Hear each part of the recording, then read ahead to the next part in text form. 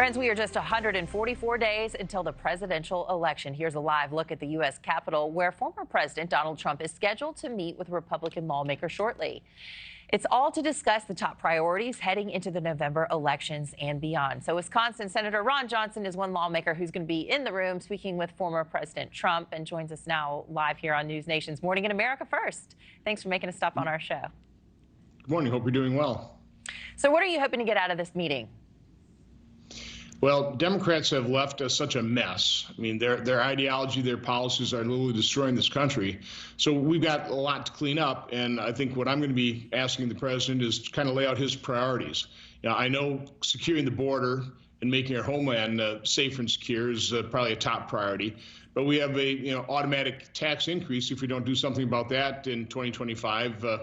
So there are a lot of problems. Obviously, massive deficit spending, which has sparked this, this inflation. A dollar we held at the start of the Biden administration is now worth 83.3 cents. That's why people are still feeling the pain at the grocery store and at the pump.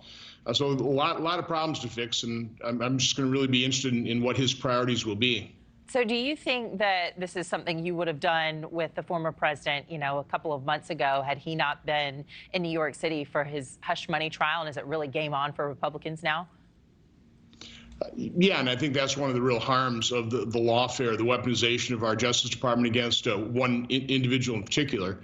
But it's been a real problem. So it's kept him off the campaign trail. It's certainly distracted him from focusing on all the problems the Democrats have caused for our nation and globally.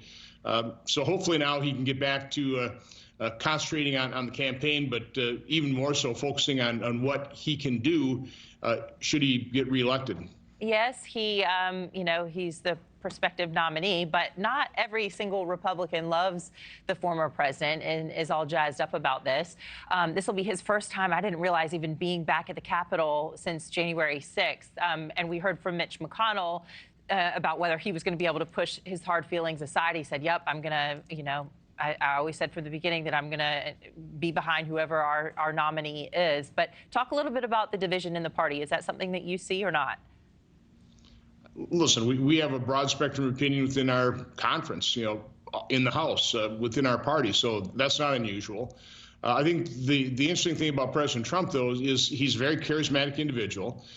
He's very funny, but he's also very serious. I mean, he's allowing himself to be, as I said earlier, dragged through the mud because he loves this nation. I mean, he doesn't have to do this. I mean, he could ride off in the sunset and have a great life, but he's so concerned about America. And I think that Republicans respect that about him. And I've also said, if you spend time around President Trump, you have to like him. I mean, you just do. Yeah. He's a very likable individual from that standpoint, as much as the Democrats and the press tried to demonize him. Well, his supporters certainly think so. I mean, they would walk over hot coals for him. They were just out in 110-degree weather in Las Vegas for him. But is the party and is the former president doing enough to court those moderate voters? Because, of course, his diehards are very energized. They'll be out there on Election Day. But this election will likely be won in the margins, and you need those swing voters in those swing states. I think President Biden, in all of his destructive policies, his open borders, his 40-year high inflation, the weakness that he's brought about in terms of our foreign policy, I think he's rallying independents toward the side of Trump.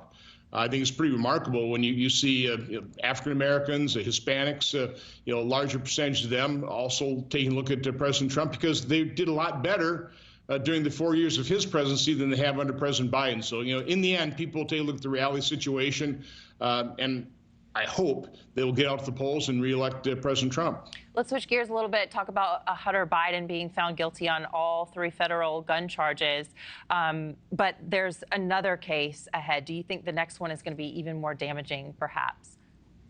Well, these were the lesser charges. He was obviously guilty of them. And unfortunately, the prosecutors were dragged kicking and screaming into indicting and prosecuting Hunter Biden. They allowed the statute of limitations to run on the more serious tax charges, but there's still tax charges outstanding. And I think the reason being is the partisanship in our Department of Justice. They just didn't want to bring these things to trial because they don't want the American public to really hear, well, exactly what did the Biden crime family do to earn tens of millions of dollars from these countries that are adversarial to America? What do they provide in terms of services that have that kind of value the answer is pretty obvious. They're peddling Vice President Biden's influence. We and appreciate it's ugly and it's corrupt, and that's what the Department of Justice didn't want to reveal, but now they're being forced to reveal it. Thanks for watching, everybody. Go to joinnn.com to find NewsNation on your television provider. Also, don't forget to click that red subscribe button below to get more of NewsNation's fact-driven, unbiased coverage.